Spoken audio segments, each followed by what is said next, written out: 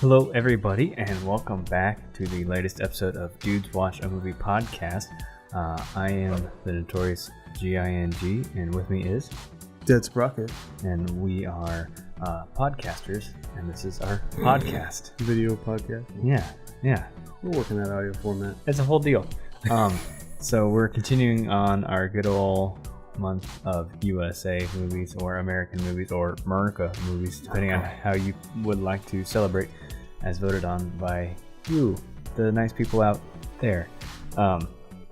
This one was kind of a different one. Quite. So it's not like USA, but I think it embodies a lot of America in terms of where we started as a country and also just kind of the grand scheme of the American dream. And the goods and the bads of that. Mm-hmm. So we watched There Will Be Blood. There will be blood. There wasn't blood indeed. There was blood indeed. Not a whole lot, though. No, not really. Well, in the metaphorical sense. That's true.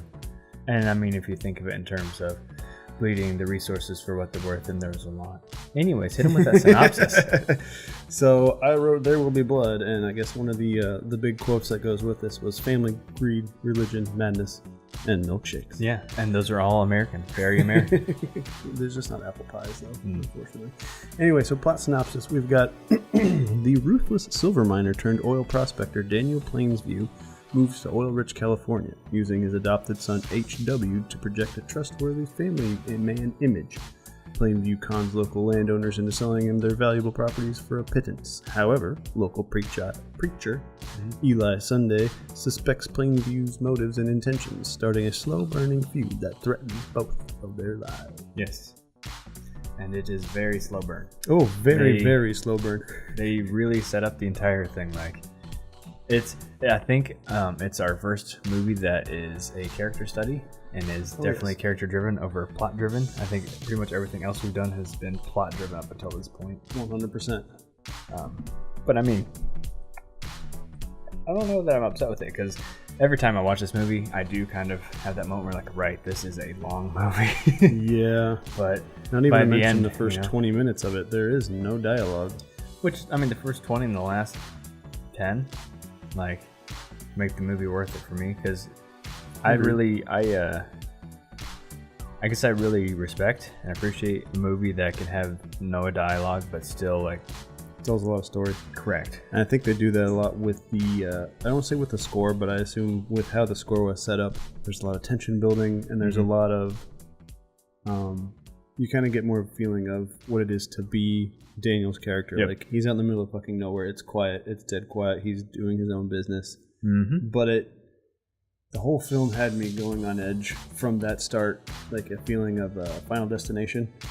Just like a foreboding feeling. Yes, and the score did not help whatsoever. That's so my second note, actually. The first one just says Miramax, which we found out was Shaolin Soccer was the movie we watched. Yep. That was also by Miramax. But I've got the opening strings remind me of The Shining, just like it does that weird, like everything's really out of... I mentioned it in there, actually. Like, they're all out of sync and all out of key, and then they just come together as one, and it's really not comfortable. I couldn't figure out if it was The Shining or some other movie we had watched, but yeah, no, that real uncomfortable strings, that set just... I wonder if that is on purpose, too, because there's a decent amount of parallels between this movie and The Shining in terms of themes and, like, the way Jack Torrance and Daniel Plainview kind of line up and like their relationship with their son, family in general, their descent into alcoholism, and the losing of their mind in general.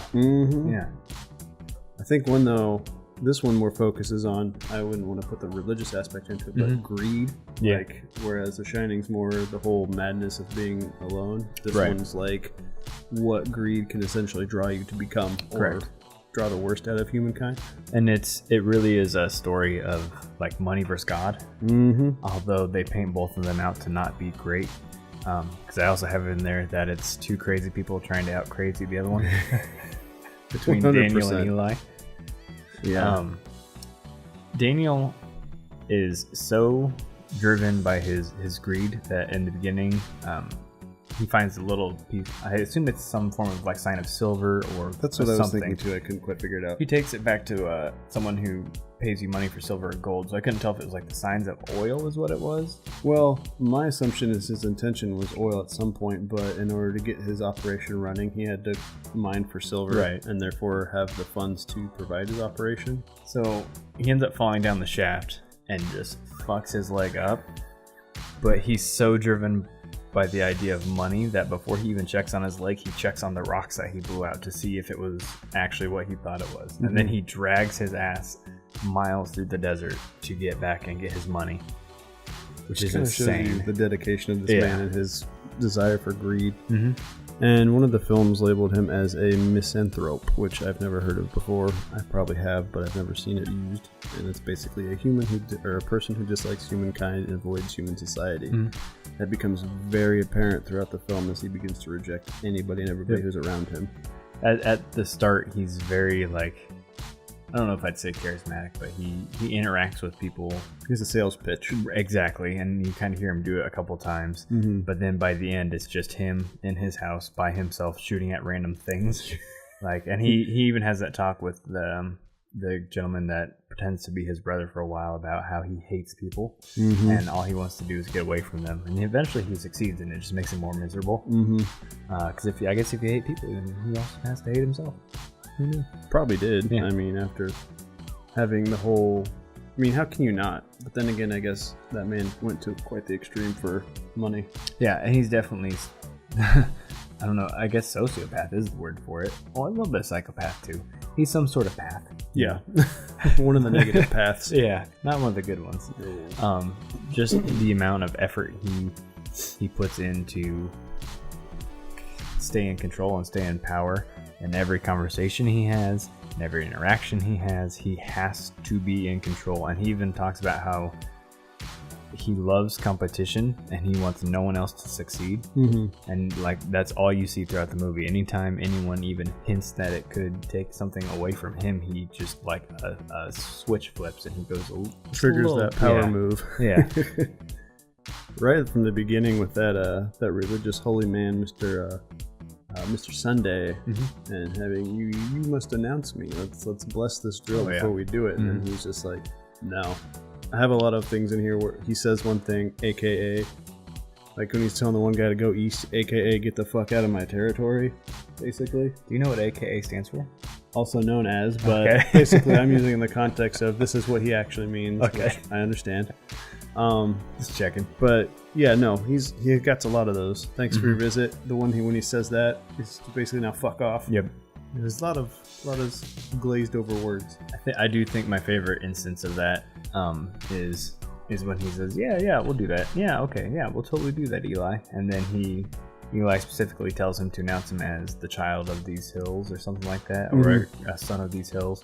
And then he grabs his daughter, who is it a derrick? Is that what it's called? I think so. Yeah, whatever it's called, the oil mining device that they named after her. And he calls her a daughter of these hills, and he looks directly at him and like, got him. You're fucking wrecked. Fucking got you. But yeah, that's something that there's a lot of like weird conversations in this that seem way more, I guess, natural and real because it's not a flowing conversation.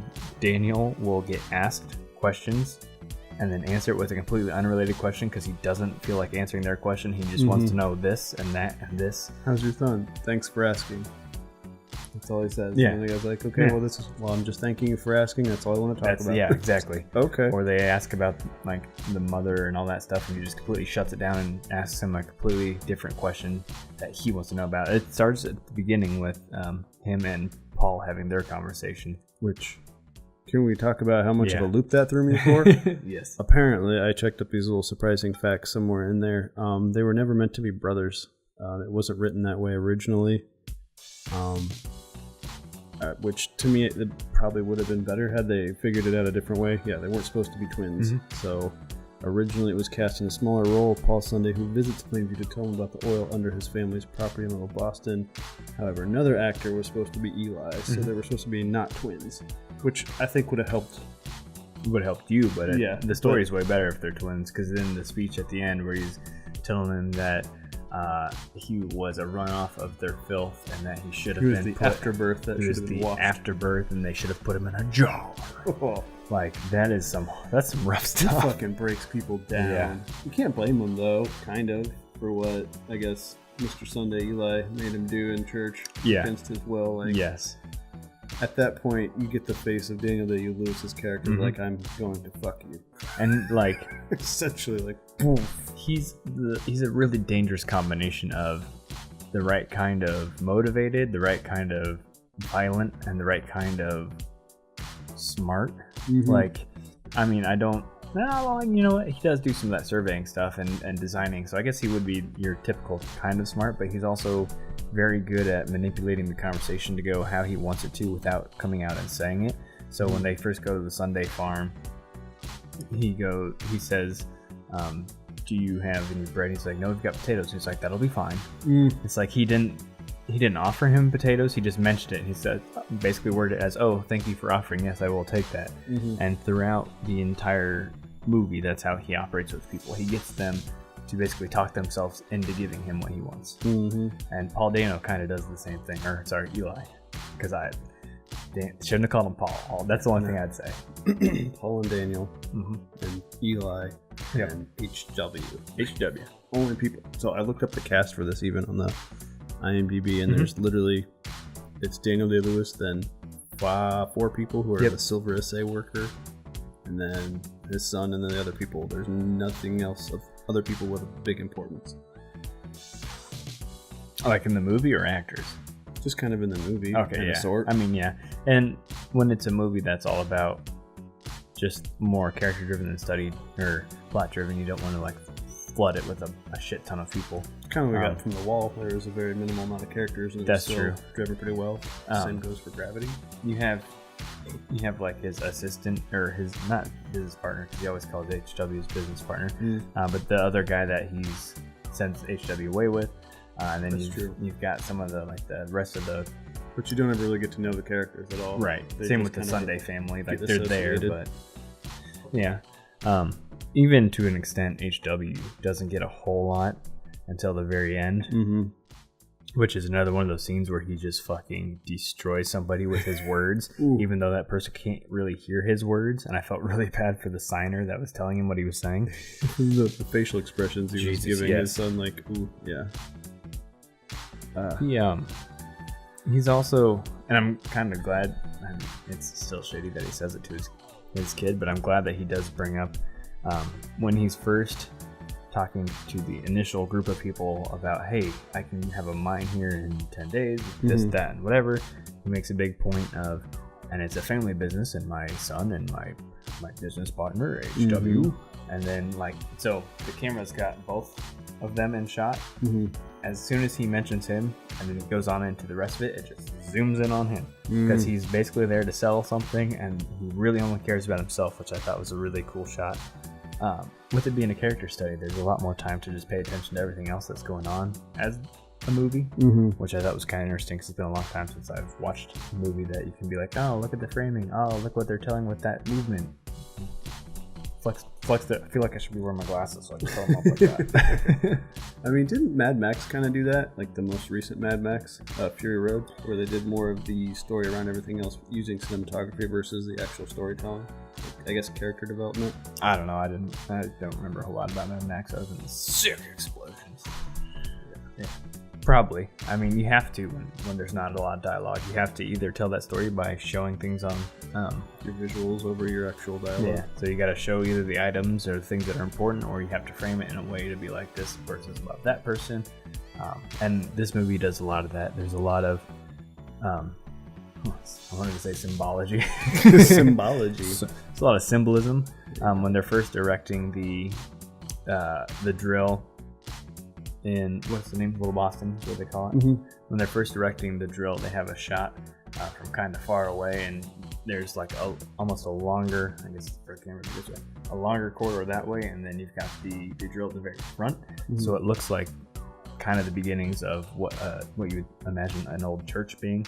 So you've got where the congregation would be, and then you'd have the spire, and then, I mean, that plays totally into the idea of it's oil versus God in this movie, and who from their representatives is going to end up winning the pissing contest for the town. That's just all it amounts to. The oil rig was a lot higher up than the tower itself, so one trumping over the top of the other. Whew. Also, Daniel Day-Lewis would be a fantastic person to play the devil in a movie. Yes. Like his fucking eyes. Back to those facts. Apparently, he didn't have to do a lot of prepping for this role at all. He said on there. Yeah. And then the child's mom apparently was really nervous about having him work with Daniel Day-Lewis. Yeah, because he's a psycho. Yeah. Yeah. Let's have this rub off on my very child who's easily imprinted with developing brain. That's what I mean to say. Let's put him around a psychopath who, for the rest of the duration of this filming, will actually himself think that he is Daniel Plainview. Oof. You don't want anybody growing up to be like that. Yeah. He's notorious for being fucking ridiculous on set. Like in My Left Foot, which you were looking up earlier for other Miramax movies, he refused to get out of his chair. He was in a wheelchair. He played someone with some sort of issue, so he was chair bound. That means people had to carry him upstairs, carry him to set, all that kind of shit. When he played Abe Lincoln in Lincoln, so everyone had to refer to him as Mr. President. Is that method acting? To the extreme. Yeah. Yeah, no, he says he didn't put a lot of thought into what he did put a lot of thought into how Plainview's hat should look like, though. Which you mentioned earlier, you wish you had one of those. I do like that hat. It's a good hat. It is. It gives a very it doesn't even look like a prospector's hat. It's more of, he has one in the beginning, but then he graduates to a much finer, like, I'm a reputable man hat. Yeah, I don't know how to explain it where I've seen those hats before, but it almost looks kind of like a Ranger hat, but not quite. It doesn't have the bill. It has the upturn. Yeah, no. It's a Pharrell hat. Pharrell. Never mind. Forget about it. A rapper? Yes. Oh. Oh yeah. Now you remember. Oh, now you remember. It's just not as tall. Daniel also has a real Mr. Davis walk about him. Yes. Yeah. Yep. From his hurt leg, for especially those towards the end in our high school, they will know that. Nobody else will. Welcome to the circle, those who know. Yeah. And I feel like I could smell this movie. Oh my god. Like with how greasy their hair was, and they were all dirty, and I was like, y'all don't shower. Yeah. And I actually put in my notes, this is back in the time when sweating all the time was just normal. Being sweaty and gross, and yet they still wore suits. Oh my god. Like, yes. Why are you gonna wear a 2-3-piece suit and Thick it's probably fucking 80 degrees outside with a wool suit?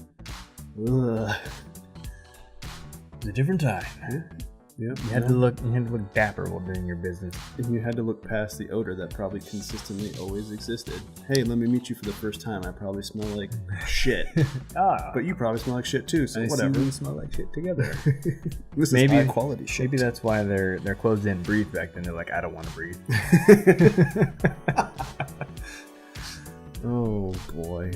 HW also kind of insane. So he's not actually his son, but he definitely ended up taking some of those traits from him as he's brought up. Well, so I thought when he started setting that house on fire, I legitimately thought for a second he's going crazy, but... Oh, he knew. Yeah, and that's when I figured out he knew that the other dude wasn't his brother. Yes. It's like, oh, that's actually kind of smart, but at the same time, like, he's a little crazy to go to the extent of, let's just burn down this house where my father and this other man's sleeping. Probably could have just, like, wrote a note or something, you know? Maybe he didn't know how to write. He knew how to read. Well, I would assume maybe he didn't know how to read. He was reading through the journal. I don't even know if he was reading it because he was holding it upside down. That's valid. Yeah, that's true. And it's cursive, so for someone who's probably illiterate, probably doesn't know what that looks like. He knew. And I guess the idea was to burn just him while he was in the bed. But also he probably would have been like, what, 9 or 10, so he probably didn't think it through. Although he was kind of a smart kid. Before he lost his hearing in the... So he seemed pretty brilliant in the beginning, and after that it just seemed to kind of spiral out. But I guess as he grew older, he kind of knew what he liked better. Yep. And then he just kind of goes away after that. They send him off to some other school where he learns sign language. Did they send him off to the school for that? I thought he just sent him off to send him off. He sent him off, and I assume... I thought once he got him back, that's when he started having to go into the school. When they got out of the car, when he came back, there was a guy with him that did a real quick sign to him of some sort. Okay. I must have missed that then. I would assume he sent him to some like boarding school or something like that in one of the cities. I was busy looking up what prices were from nowadays. Oh, because he keeps offering people like $5,000. That $10,000 he offered Paul was about equal to about $245,000 nowadays. So for just that plot of land, but the amount of money he made after that is stupid. And they were offering him $1 million then, which is an insane amount of money. When he talked to the one guy, they bought the lot for $150,000. He's like, sold, whatever. And then he goes to talk about another one. $150,000 back in 1911 was $3,619,000. Yeah, $3,619,000. Jesus, yeah, that's so much money. Nowadays, who knows if that's so much money for the amount of stuff oil companies can do? By golly, you can build your own islands. That's true, and you can tell when he finally got out of the business. Well, I guess he didn't really get out, but he got out of being in the field. He put that money to work on that house because that house was something else. It was so big, he had a bowling alley and his own shooting gallery that he finagled together. Shooting gallery. He was shooting random shit in his hallway. Can't blame him. I did like that he was using a little scope to see where he shot. Like it mattered. The surveying scope thing. Boy, Jesus, you do have a lot of notes. Yeah, there was a lot of spitting in this movie. I counted about 5 or 6 times. He's just spitting on random objects. There's a body count of, I believe, 4 or 5 people died. Yeah, because the first gentleman in the well, the second gentleman in the well, you had we'll call him Henry. Yeah. And then Eli. Yep. So it's not a lot of huge body count, but they were all like pretty brutal, though. Yeah, they were all brutal, and they all had a purpose. Because I guess, did the first guy have a purpose? Yeah. He was just in the bottom of the well trying to make sure the buckets get filled. I guess he was there to show you that I actually have that exact term. Because you're just down there and filling up buckets, and now you're waiting. So he would have been, I guess, the one that showed the stakes of the danger of the job. The second one would have been the guy that gives Eli his recourse and saying, hey, you should have let me bless it. This is your fault. Third guy lied a lot. So he deserved basically stole someone's identity. And then the fourth one, Eli was the crux of the whole movie. It was which insane person's going to win. Guess it was Daniel. Which he had my vote. I wouldn't say the villain comes out on top every time, but in a lot of things, money seems to trump everything else. I don't think there was a hero in this movie. No. Or a villain. They're just 2 shitty people. It's the growth of the United States of America. Yeah. I mean, this movie is all about capitalism. It's true. All about the money. Yep. The amount is just, I just can't get over the lengths this guy went just to succeed himself. Yeah. At the cost of everything. Yeah. He didn't give a shit. Almost cost, literally, I guess it did cost him his kid. Because he kind of wavers back and forth as to how much he really cares for HW. When the first accident happens and he loses his hearing, he does go to him first, and then he immediately just leaves him to go try and help get the fire and everything under control. He's staring at the fire too. He's like, how's your son? No, he's not okay, but he just still stands there and stares at his oil rig. Yeah, he doesn't go back. He just sits there the whole time. Yeah. Then once he sets everything on fire, he just sends him away because he's got a new business partner. Is what he thinks to be brother from another mother. Which Until they have that conversation on the beach, and then they bring him back, drinking with the ladies at Peachtree or whatever, and he's just like, "Oh, you don't know what I'm talking about." Yep. Smart man. He planted that. Yep. I'll have to admit though, before we get too far into that part, the part when their oil rig catches fire, I was very puzzled at how they were going to put that out. I didn't realize that collapsing the tunnel would have worked. I honestly never would have thought of that. Just like, well, this is going to burn forever now. Shit. I like how he was also happy too. He was like, this means there's an ocean down there. He's got such a fun voice. He does. When we did that little one-off in the Wild West, I so badly wanted to do his voice for like the main bad guy person. I can't remember if I did or not, but I don't think I did.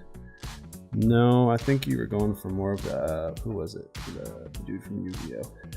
That's the voice you used. Yu-Gi-Oh! That's what it was. I think I thought of Daniel, but I hadn't seen the movie in a long enough time that I was like, I can always do Pegasus. He's such a dick. God. It worked for his character for the one shot. I forgot about that. I didn't. Oh God, what else do you have in there? Oh boy. The buyouts. You never slit that dude's throat. No, he didn't. No. Compared to the movie we watched prior to. Rote thrips. Got a turkey. Man, we watched 2 Oscar-worthy movies today. One of them actually did win an Oscar. Did we verify that? Yeah, it had won 2 Oscars. That's what I thought. Should have won Best Picture, Best Actor. Another 106 wins and 136 nominations. Click the see more there. So, if I remember right, it should have won Best Picture and Best Actor. Best Performance in an Actor in a Leading Role by Daniel Day-Lewis, and Best Achievement in Cinematography by Robert L. Swift. So it didn't win Best Movie. Find out what won Best Movie. Maybe No Country for Old Men did win. Well, I figured that one out. Google it. So I remember this would have been, 2009? When this movie come out? 2007. 2007. Let's see, I would have been a sophomore. The Departed. Wait, that came out in the same year too? Mm-hmm. Holy shit. The Academy Award for Best Picture. Damn. That was a good year. Well, being 16, 17, you have a better appreciation for movies. So that's true. Well, I remember that at the time, for whatever, it was always talking about No Country for Old Men and There Will Be Blood. I didn't even know that came out. I think I've seen it, but it's been a while since I've seen it. Aren't they like brothers? No. We might watch it. 4 brothers? I don't know. That might be it. With Marky Mark? Yeah. Okay. Yeah. That's definitely not what I was thinking of then. What's new? Well, sure. At least we got Daniel Day-Lewis win, right? And he deserved it, because he's a crazy man. So in the early portions of the movie, I was saying how much I liked Daniel Day-Lewis better in Gangs of New York, and then I started seeing his character develop, and I'm like, I changed my mind. Mm-hmm. He's good in both. Mm-hmm. I feel like he's more of a piece of shit in this one. Yeah. Only because it's non-direct violence. It's way more manipulative. Mm-hmm. Yeah. Which is a whole nother kind of evil. Oh, yeah. Although, I mean, when he's covered in the oil after the explosion that hurts HW, and his hair is all down, he's got his mustache, and I'm like, oh no, there's Bill. Yep. The butcher's back, baby. Yep. Nope. I put in here that this man slowly started turning more into a piece of shit, and towards the end of it, you could see it kind of taking the toll on him. I guess his greed's kind of poking through, but he was he almost was like the Batman of villain. Like he had some sort of plan for everybody in the end. Contingency plans, kind of like that's his competitive background. Is he wants to make sure no one else is ahead of him. And I guess I don't know at what point some of that was planning, and other point it was just him being really, really quick and good at what he does. Because he does let slide going back and talking to the gentleman that owns the farm, the one holdout that he was wanting when he first moved into the town. Oh, dude. And then it came back to bite him later when he wanted to do the pipeline. That guy was like, you should have come and seen me. Should have seen me. You have to be baptized or else I won't do it. Which then gets to the scene where he finally goes to the church, and that's what, at that point, Eli finally gets the upper hand back. Because the whole movie, they're kind of doing this with the power struggle, and then he forces him down to his knees and tells him to repent and makes him scream, I've abandoned my child! You can just tell in his face, though, he's at that moment of, I'm going to literally ruin your life. Yeah. I have it in here somewhere. As soon as Eli slaps him, you can see Daniel with an "Okay, I'm going to kill you" look. Like that's the moment he was for sure. Up. Yeah, you have fucked up now. But it was it's the whole movie just kind of builds on itself, which is really nice because he starts slapping him in that scene because earlier he went to go try and collect the money that Daniel promised to give to the church after the explosion. Yeah, and he starts slapping him around, slapping the shit out of yelling him. at him, I'm going to bury you, and all that kind of shit. Because he's like, you're supposed to be a preacher man and healer, heal my son. Which he's the craziest of the preacher men. Yeah, and he definitely it's hard to read if he is conning people or if he truly I think at the end he does truly believe in God, because he really doesn't want to say that I'm a false prophet and God is a superstition. But during some of those earlier scenes of him with the congregation, it kind of seems like he's really playing up a show and trying to bamboozle these guys. Get them to believe the crazy spirit is within you. He's sucking on grandma's arthritis. That's his fetish. Oh God. Cool. He's just smearing her hands on his face. It was a goddamn hell of a show. You got him. The way he says we have a sinner, it just sounded like we have a winner when he was bringing Day up on that stage. He goes hard. Holy man sound like a game show host. Yeah. And that's when I say it's two crazy men trying to out crazy each other, it's not just the characters. Paul Dano and he went right there with him in terms of the I'm going all out for this role. Like when he's in front of the congregation, he's yelling, like his voice is not sounding good because he's going so hard. Like he's holding nothing back. I like how he started though the whole thing like it came as a whisper and it was a whisper, and by the end of it he's shrilling, shrieking outside the door. And how anybody ate that up is beyond me. But hey, it was the 1900s. Yeah, well, you know, it was a presentation for its time. Gotta stick it in there, you know. Is that your one per video? One per video. Well, yeah, what else you got in there? I mean, there's so much in this movie that it's hard to kind of keep on track with how much, because with it being a long movie, there is so many different points of time too that it also goes through. It starts in like 1892 or something, and it ends in what, 1927. Yeah, so it covers like a good chunk of 20, time. 30 years. Yeah. And you see him deteriorate over that time too. Yes. The one thing though is his son grows up, but everyone else didn't seem to grow older. I mean, they did in what they wore to show the progression of success, but as far as aging, I mean, that's the one part they kind of missed. But I guess how much can an older man change in 10 years? That's true. Paul Dano doesn't change a whole lot. You can kind of see it in Daniel because he puts on some weight and his stubble starts growing in. It's great. A little bit more wrinkles. Yeah, but other than that, you don't notice it a whole lot on the others. Yeah, no, I just have all these. Are you an angry man, Henry? AKA, are you planning to fuck me over right now? This whole there's like two meanings to every single piece of dialogue in this movie. It's like they're having secret conversations with each other, which is kind of crazy. Their own little language. Little known fact, as you may be reading right here, it's kind of disgusting. Apparently, the fake oil was made from the same liquid McDonald's uses in its milkshakes. Shrink it up. Oh God. Yeah. I was kind of wondering, with how much they went for it on this movie, if they built an actual working derrick or not, because like it seems to be fully functioning when they're on that set. And then I also was wondering, did they actually burn that down? Like that didn't look fake by any means when that thing was on fire. It almost looked like they just decided, fuck it, let's set this thing on fire. I would assume. Apparently a pyrotechnic test proved problematic for the Coen brothers. So the award season rolled around, There Will Be Blood, and the Coen brothers' No Country for Old Men went head to head for #1 in the year's biggest accolades. Oddly, the two films also ended up shooting in a remote and tiny town of Marfa, Texas at the same time. So Marfa, Texas is also where they shot all the big open scenes, where they were trying to portray themselves in California. Yep. Because at the time, that's where it was all rich with gold. But I'm guessing at that time, it said something about where Texas had more of those actual oil things happening around it, so it looked a little bit more realistic. Yeah. Whereas I'm sure California, all those have probably been gone.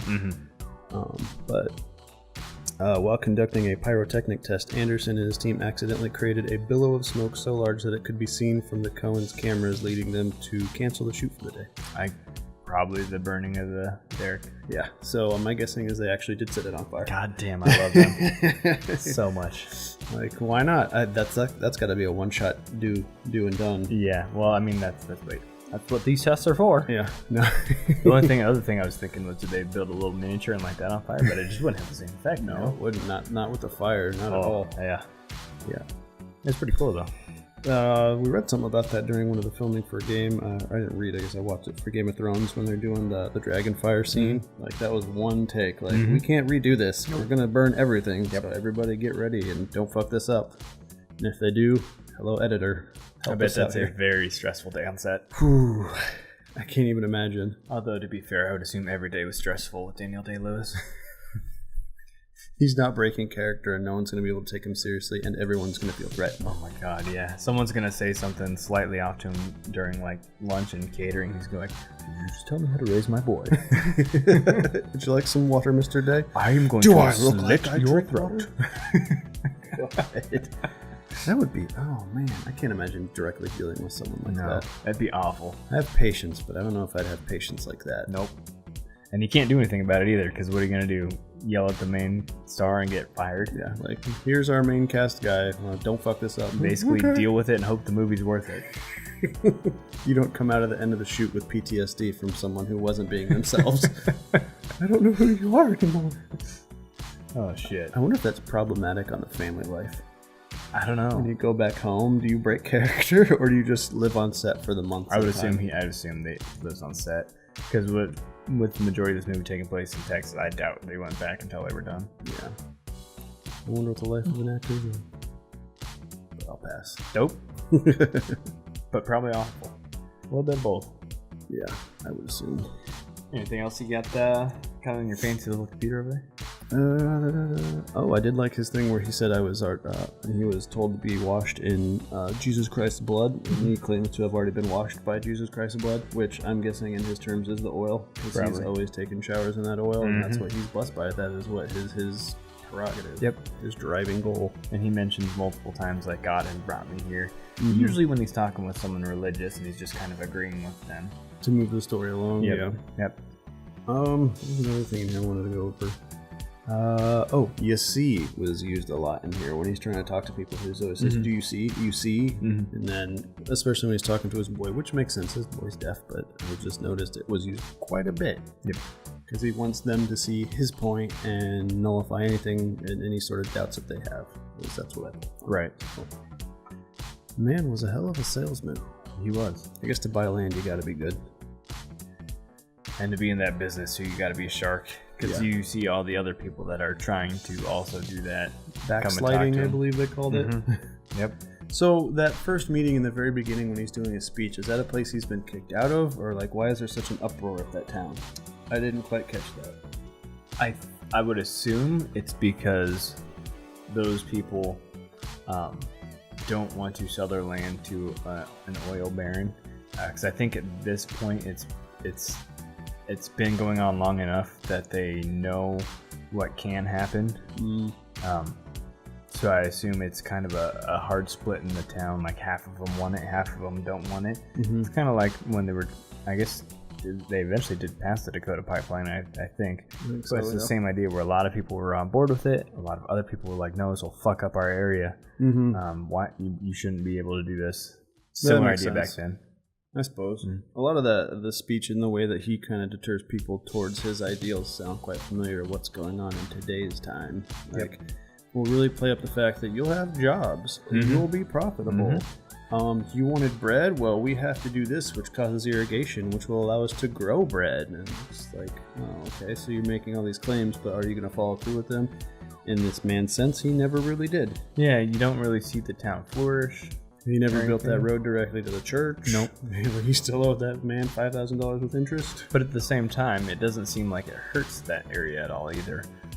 For that time, I'm assuming it'd bring a lot of growth, but it's at the sacrifice of what is yours and or God's land. And I guess it's possible too that they just don't show us the town prospering either. Because I guess that towards the end, he does go into that. I don't know if it's a bar or a restaurant, whatever it is, with his son, and the furnishing in there is really nice. So maybe the rest of the town did end up making money from the whole deal. He didn't travel away, but right. It just wasn't the focus. The focus is all about him and his journey. I do wonder at that time, though, building oil, like all that oil setup and whatnot, how badly it would have affected a land such as theirs, because they didn't really raise crops; they raised animals. Yeah. So I'm wondering if that's one of the strings he pulled. Like, you don't really have land to grow stuff on, so let me just take what you have to do my business, and we'll make everything else work. Correct. It's not like they risked, oh man, if the oil gets out, our crops are done for. Which, by the way, really threw me for a loop when they were just pouring it into a big giant hole. It's like, is that how they planned on collecting it? And you think it would just seep right back down? Right. Like, you just wasted all your time. Drainage. Drainage. I have the blood of the lamb over that land. Yep. But so yeah, the lamb I think is Jesus. I remember my religious stuff, which I don't, but I'm pretty sure that's the lamb. I think Lamb of God is symbolism. Jesus, or is it humanity? I don't know. Yeah, it's all. That's in one a touchy ear out topic. the other. It's gone. I can't remember. So yeah, that's all mostly what I have as far as what's worth talking about. The movie itself's amazing. Mm-hmm. I guess I'm going to give my final thoughts on it. Overall, I really enjoyed the film. Mm-hmm. I guess my only gripe is it's a bit long, Yep. but it's long for a myriad of reasons. There's a lot of character development, and like we said in the beginning, your 20 minutes is just kind of establishing the tension that's building this man's drive for what he wants, and then it goes on to how much of a shitbag this man can be to do what he directly entirely wants, because he is a person who hates people. Yep. So, I mean, I don't know if he would have gotten as far as he did had he not hated people. Yeah, because he probably would have felt more empathy, and been a way less reliant on just straight up lying to. I guess he didn't straight up lie to people, but he definitely to a degree swindled them. Oh yeah, like he knew what he even talks to HW when he first goes to Little Boston, which is still just a weird name for town. Yeah. And he's like, we won't pay them oil money, we'll pay them quail money. Like he knows he's ripping people off. Yeah. But yeah, so overall, like I said, I thought it was good. But I mean, it was good in a myriad of ways, not just it was a spectacle to watch. It was a cinematography, very well done. The score for the film was very well done, very well fitting, so Very unique too. Yeah. It might be the best like technical movie that we've watched for the show. I'd say so. Because a lot of the ones we watch are more spectacle, not so much technical. But I feel like on every end of the movie making spectrum, the story was good, acting was good, directing was good, cinematography was good, score was good, everything was good. I still like No Country for Old Men better. If I watched that in one entire sitting, I could probably agree with that. I'd watch bits. Yep. Can't one do of these that days. Silence. It just kind of puts me to sleep when it's 12 o'clock at night. That's my bad. I guess let's wrap it up. What was your WTF moment? Well, it was at first the whole when his son basically set the cabin on fire. My first thought was, "What the fuck are you doing, child? You fucked up. You are about to get your ass beat." Granted, it doesn't ever show that he does. I mean, he manhandles the shit out of his child by picking him up and walking him back. But after that, ditching it, his act of violence was ditching him at a train stop. Yeah. So yeah, that's mine.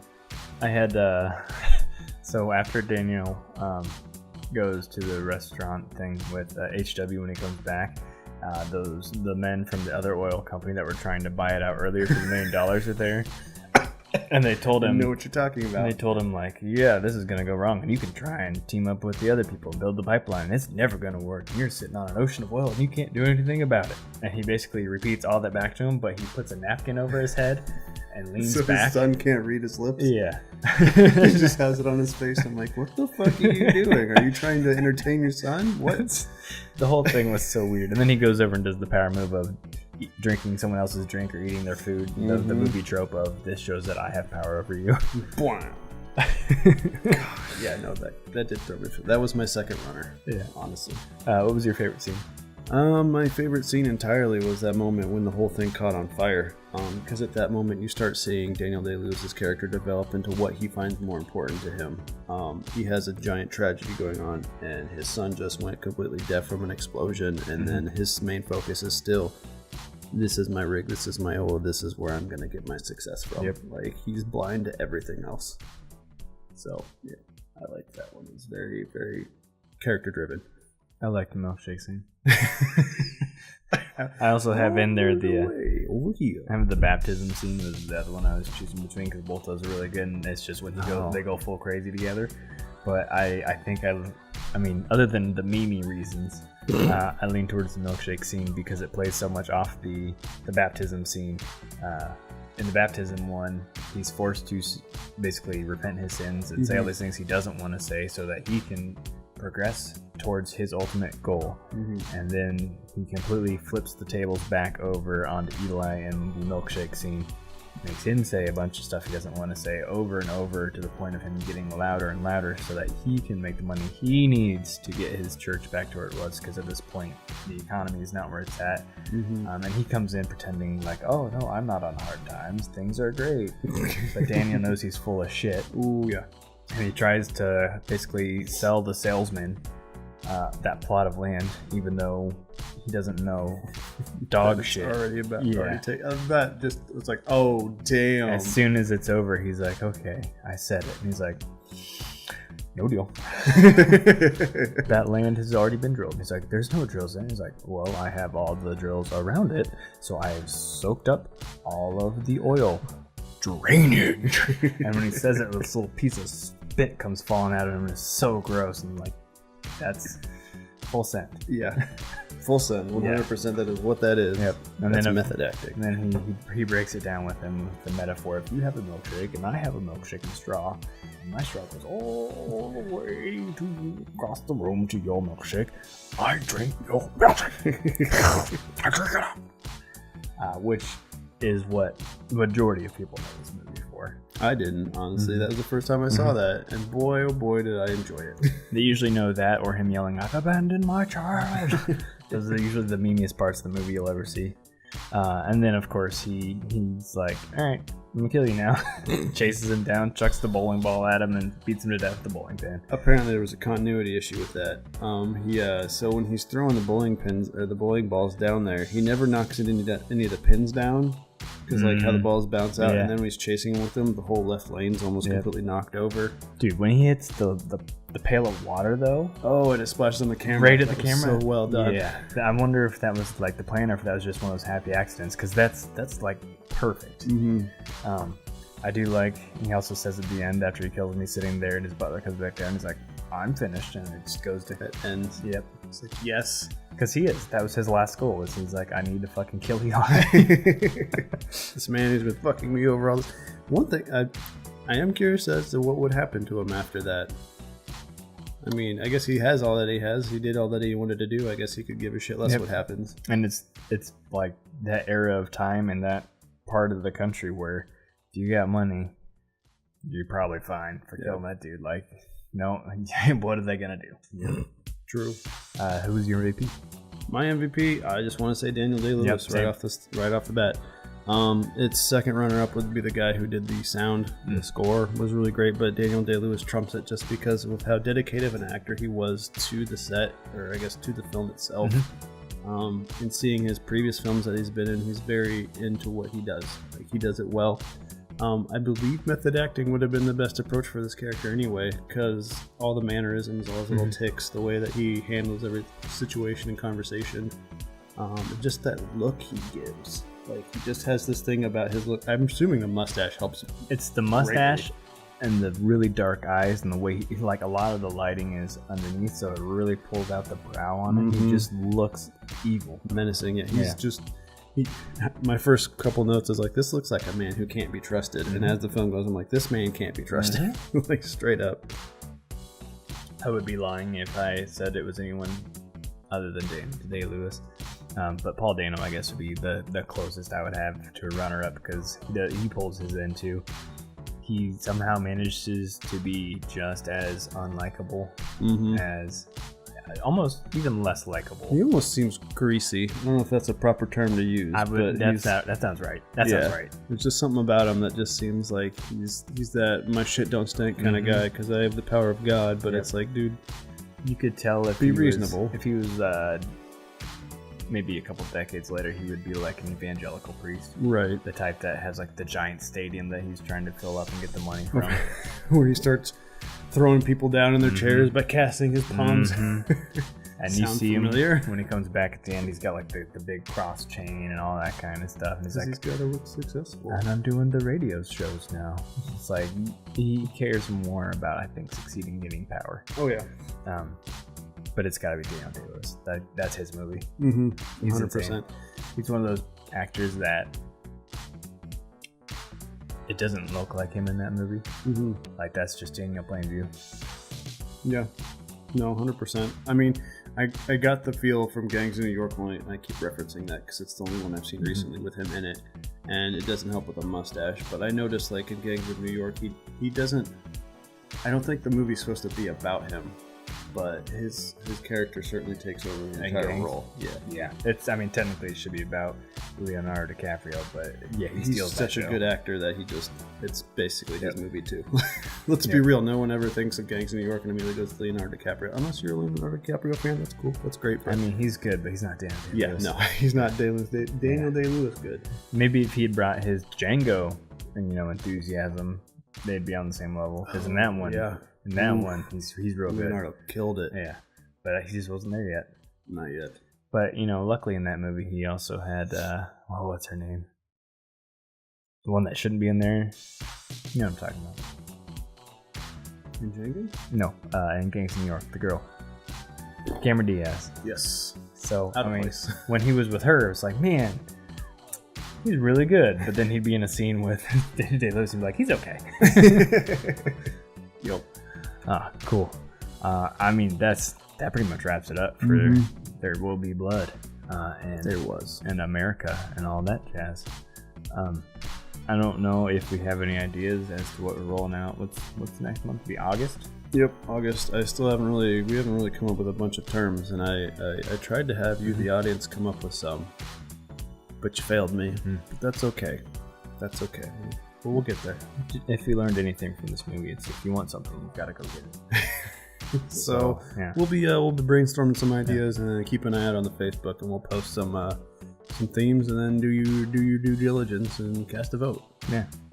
And then we'll go from there. I think this time I'll go ahead and announce what it's going to be when we figure out what theme we're going to go with, and then before the first, I'll go ahead and tell what movie we're going to watch, because it's going to have to be my pick. So I'll have it figured out by then. So keep an eye out. Maybe. Yeah, it's been rough. So other than that, that's been Dudes Watch a Movie Podcast, watching There Will Be Blood. Yeah. I am Dead Sprock. Notorious TNG. Have a good day.